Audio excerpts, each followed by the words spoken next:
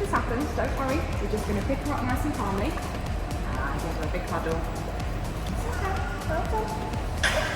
Well done. You okay? Did you go for a swim? Did you see some fishes? Well done. That's all good. Excellent. Good swimming. That's good. You keep nice and calm, they'll keep nice and calm. So accidents happen. That's absolutely fine if we fall into the water. Just lift them up, bring them up for a nice cuddle, calm them down. You stay nice and calm will keep them nice and calm. If you're panicking, they'll start panicking. It's normal for them to cough and splutter because it may have gone up their nose, they might have swallowed it a little bit awkwardly.